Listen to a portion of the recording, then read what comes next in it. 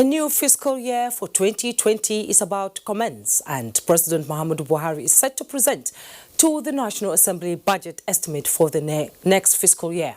How timely is this budget presentation for national development? This is our focus on Panorama today. I'm Juma Yusuf, and we sincerely apologize for bringing the program late. Moving on.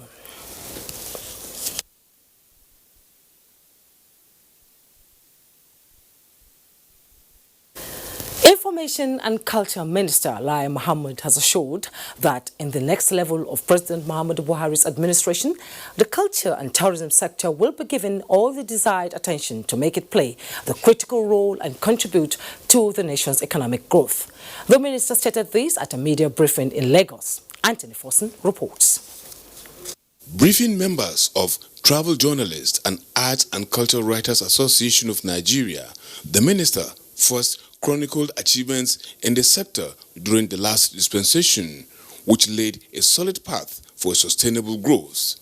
Within 6 months of assuming office in November 2015, we decided to invite all stakeholders to a meeting tagged the National Summit on Culture and Tourism in April 2016 in Abuja, with a view to charting a new path for the nation's creative industry. Presently, the minister said, with an improved access to long-term, low-cost financing for entrepreneurs in the industry, practitioners can access loans from 300 to 500 million naira for movie production, movie distribution, fashion, music, among others, just as pioneer status has been opened for investors in the creative industry. On the foreign scene, Nigeria, the minister maintained, has regained its position as a tourist destination. First, we were awarded the hosting right of the 64th UNWTO CAF meeting, and Nigeria was elected as the Vice President, Africa, at the 22nd General Assembly of the organization in China. Going forward, the minister said necessary legal frameworks and policies on culture as well as tourism will be put in place. The National Summit for Culture and Tourism will also be made an annual event, while the Presidential Council on Tourism will be energized to meet regularly. Implementation of the country's tourism master plan will equally kick off. Continuation of visits to tourist sites will be pursued with vigor, with a view to working in partnership with countries in the West African sub-region to foster development in the sector. In Lagos, Anthony Fossen, NTA News. The Honorable Minister of Foreign Affairs, Geoffrey Oyema, has arrived in Namibia on a two-day official visit. The minister on arrival at the Jose Kutako International Airport was received by Nigeria's High Commissioner to Namibia, Ambassador Lilian Ono, and Ambassador Selma Ashipala Musayi. The Executive Director, Ministry of Information Relations and Cooperation, Namibia. He is expected to meet with his counterpart, Namibia's Minister of International Relations and Cooperation, to discuss bilateral, regional and multilateral issues of mutual interest and concern to Nigerians and Namibia on Monday. Now talking security, the air component of Operation Lafia Daji has neutralized no fewer than 10 armed bandits at Forest near Birningwari and Janko Hill in Kaduna State. In a statement by Ibukule Daramola, Director Public Relations and Information, says the resumed operation followed the directives by the OPHG headquarters to resume kinetic operations against camps identified as harboring unrepentant armed bandits. The decision was taken in the wake of the attack on troops location at Sinke in Anka local government area of Zamfara State, as well as the increased migration of bandits towards the Birningwari area of Kaduna State. The attack on the armed bandits was undertaken when the Nigerian Air Force helicopter of reconnaissance mission over the Birningwari general area spotted several bandits at the location and engaged them with its guns, killing some of them. Some bandits were similarly tracked to Janko Hill and equally neutralized. You're watching Panorama. We'll take a break right now. When we return, more reports. The struggle for independence had been a long and tough one. Our founding fathers and compatriots sacrificed their comfort and even shed their blood. We cannot at this point in history afford to spirit away their sacrifices for immediate but temporary gains of today. Let us emphasize what unites and not what divides us. Working for the unity of purpose with a stronger vision for a better tomorrow. NTA, growing with the nation. Together, no matter where you come from, no matter your religion, we are one. Let's live together. Let's stop fighting each other. Let us live as one. It doesn't matter where you come from, your tribe or religion, man, woman or child. It doesn't matter who you are. Put Nigeria first. No matter where you come from, no matter your religion, we are one. Let's live together. How can we develop when we're always in crisis? Families have become refugees in their country. No matter our differences, show some understanding. No matter where you come from, no matter your religion, we are one. Let's live together. Nigeria, the only country we can train with remarkable potentials to excel. Let us believe in ourselves and change our attitude for the sake of our country and generations unborn. Let us revive our cultural values, which are our essence as a nation. Let us renew the spirit of patriotism and hope in our dear country. Do not take or give bribe. Be punctual always. No more African time. We can't expect to be global citizens and operate on African time. Join the queue. Insist that people are attended to on a first-come basis, no matter who they are or where they come from. Nigeria, good people, great nation.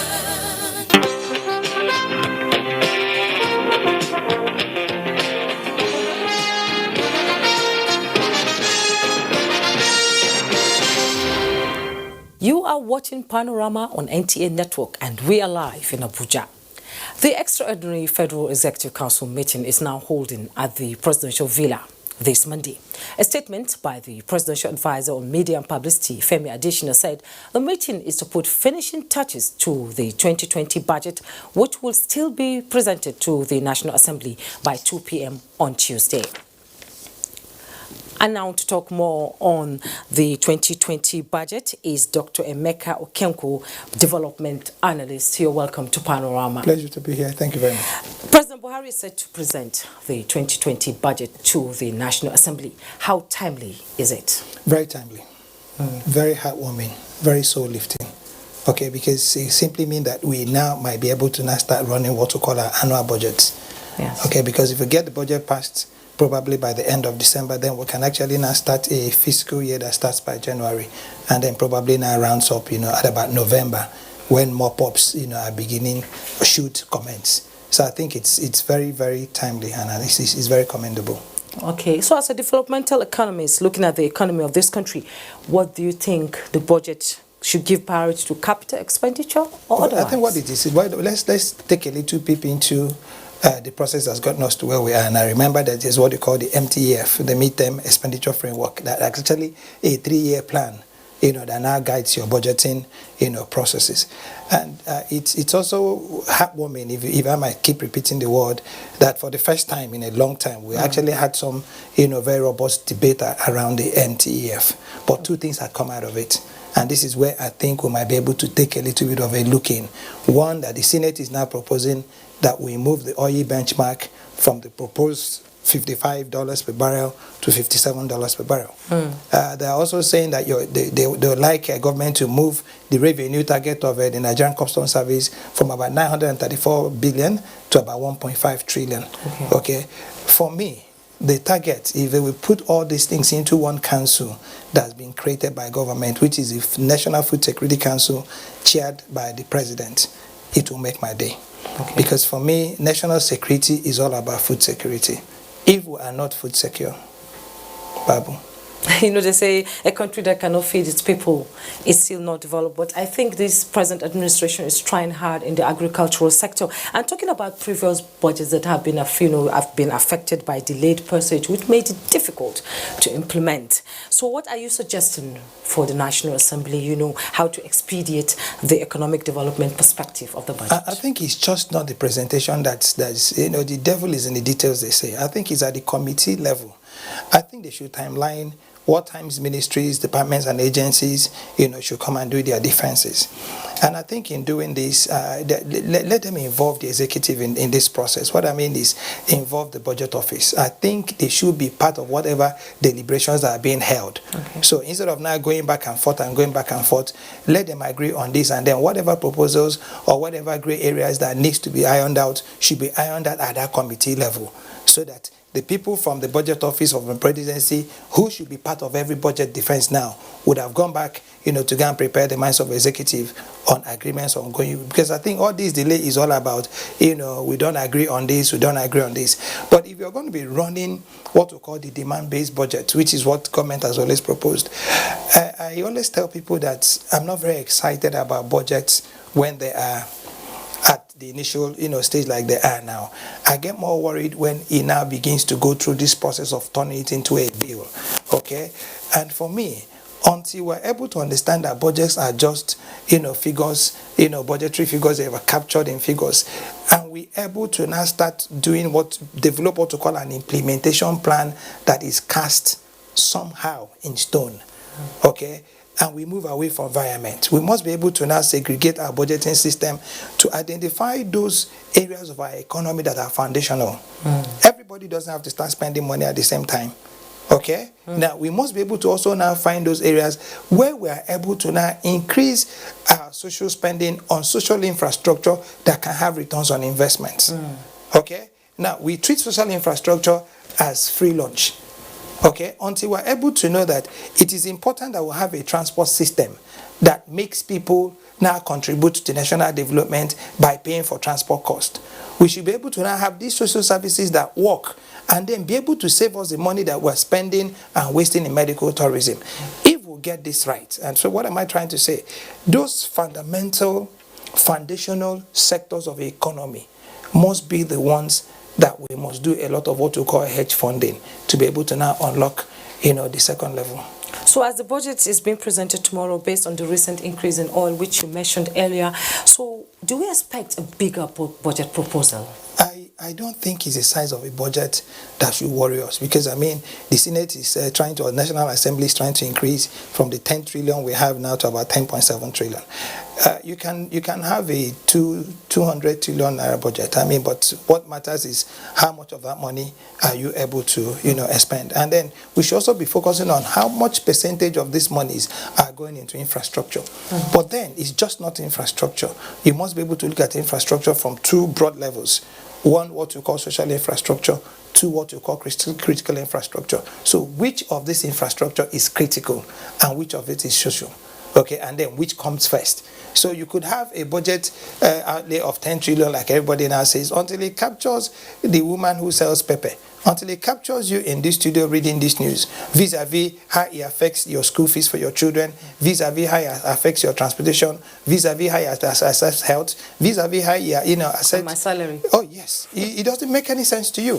So you must be able to look at those things that support this budget to actually run on its own without necessarily looking for what you call budget hedging here and there. Of course, remembering that we've run deficits that is almost about 30% of whatever it is we proposed in the last 2-3 years. So when you have a deficit of over 2 trillion in both expenditure and even expected income, it begins to worry you. So I think let's make it demand. Let's keep it simple. If we are going to be spending 2 trillion, let us spend it on the mark, and then have very clear timelines of what expected receivables, when they are going to come, how they are going to come, who is going to. It's not for you to say custom bring 1.3 trillion. Easy to speak, but you must be able to look at the cross-cutting issues to know if it's possible. It's not for you to say 2.3 million barrels of oil.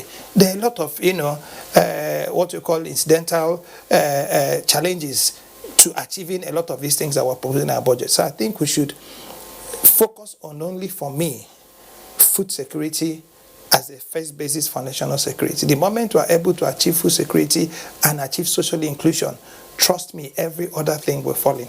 So government has had initiatives like the trader money and all that. And, what do you expect from the National Assembly to ensure the speedy implementation and passing of the budget on time? Oversight. Timelines.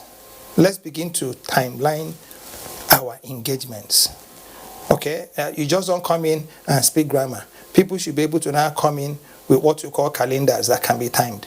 Okay, when you want to come and defend your budget, I think it's important you are able to say against all odds, or okay, in the face of everything being equal. It's never equal. Okay, but if this happens, this and this and this is going to be happening within this and this space of time. Okay, but what it is we do is that we wear very, flowery dress and speak English, and everybody gives you the money, and then we begin to now play around it. But if we know that we're actually very close to what you call a social crisis, okay, vis-a-vis, we are slowly getting more and more disconnected, from believing government. I think that this budget should be targeted at inclusive growth, inclusiveness. You talked about trader money. Okay, trader money, a good idea, no doubt about it, but it could be better. If we also now had that trader money as a component, okay, of what you call your back-end money, of your production money. If you also had it at the front end of what you now call your off-taker money, it's one for you to be able to give traders money. What about those buying from the traders? Are they going to be buying from themselves? So it has to be a complete system where you even have some kind of programs that can allow people to get on the dole if they need to get on the dole. Get people to take food stamps if they need to get food stamps. Well, like I said to you, whatever it is you want to do, no matter how finely dressed you are, somebody starts you for 3 days, you start gibbering. It's all about implementation. Yes. Thank you so much, Dr. Emeka Okwenko, Development Economist, for your input. Pleasure. It's a pleasure having you on Panorama. Thank you very much. Thank you so much. Now, in line with its resolve to totally eliminate blind spots in the nation's airspace, the Nigerian Airspace Management Agency, NAMA, has completed the installation of a VSAT station at the Jos Airport in Plateau State. With the installation completed a week ago, the agency has successfully integrated the VHF radio into the network in that sector. The managing director of NAMA, Captain Fola Akinkotu, said this new installation has greatly improved the upper airways radio communication in the northeast sector, to the delight of air traffic controllers and pilots alike. He noted that the Jos-Obudu corridor, which had experienced radio blind spots over time, had to be tackled headlong because of the intense traffic on that axis, even as he commended NAMA engineers for addressing the problem with the installation of the new VSAT terminal.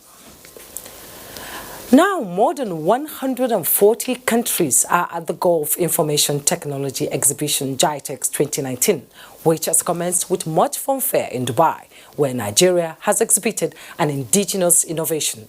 Correspondent Naja'atu Tijani reports. Robots that serve coffee, bots that collect data, face and speech recognition. These are just the tip of the hundreds of tech innovations on display at GITEX 2019, ongoing at the World Trade Center in Dubai. The flag-off of the country's pavilion, spearheaded by the National Information Technology Development Agency, NITDA, coincides with the grand opening of GITEX, with the Minister of Communications and other key industry players advocating tech transformation for a sustainable future in line with global standards. Demonstrating this commitment to tech transformation, Nigeria exhibits the Unity Board, a prototype indigenous circuit board simply described as the nerve center of many computer systems. Such startups from Nigeria and more advanced inventions from across the board are expected to lead to collaborations between the biggest names in the industry. Naja'atu Tijani, NTA News. Super Falcons battle ready for Cote d'Ivoire in Lagos Monday. Kene Ima Abudike brings us details on Sports Update. Nigeria's Super Falcons continue to intensify preparation